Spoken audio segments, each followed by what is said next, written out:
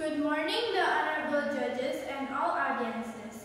Today I want to talk about a powerful tool that can change the way we perceive the world and ourselves, the art of reframing. To begin with, I'd like to ask you all a question.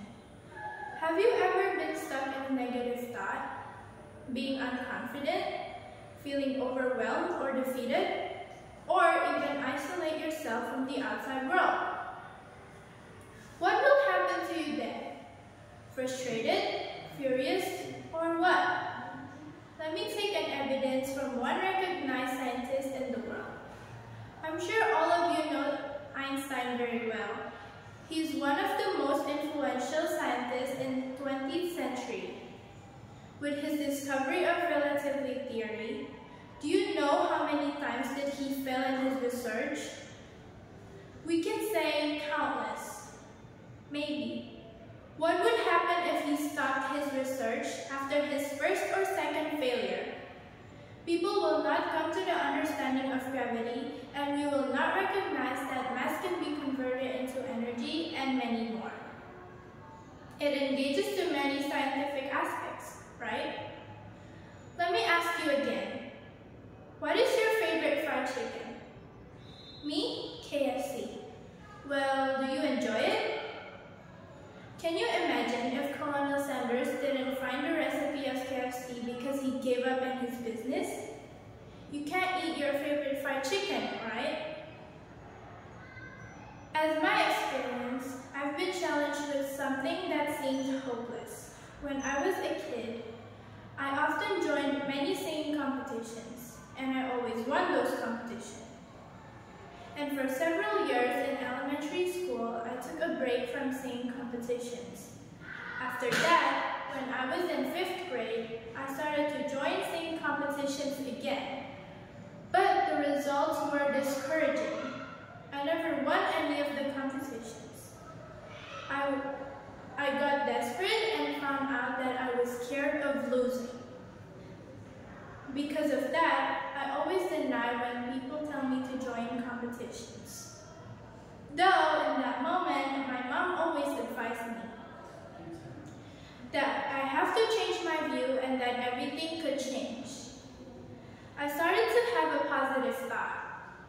I realized that if I didn't experience failure, I wouldn't learn. So, from that time, I started practicing harder. I didn't care whether I won or lose. I was happy and got many lessons from that. Here's the way we choose to view our situation that can make all the difference. We have to remember that instead of seeing failure as a setback, we can reframe it as a valuable learning experience. Instead of focusing on what we don't have, we can appreciate what we do have. It's about finding new meanings and possibilities within the same circumstances. Or I can say, not changing the circumstances, but we value and view everything positively. Being patient and sincere can transform moments of frustration to opportunities and growth. And by cultivating sincerity, we can find meaning and purpose even in difficult times. I want to emphasize that reframing is the act of looking at a situation from a different perspective. It's about finding new meanings and possibilities within the same circumstances. And the power of reframing is supported by research in psychology. Studies have shown that individuals who adopt a more positive outlook tend to experience better mental and physical health.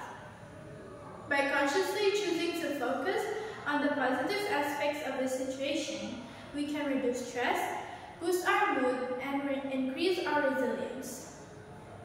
In conclusion, the art of reframing is a valuable skill that can empower us to overcome challenges and live more fulfilling lives.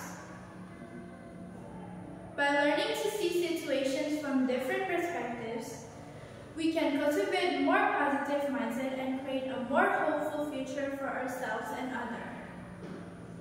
So, I encourage you to embrace the art of reframing. When faced with difficulties, instead of saying, "This is impossible, I'm going to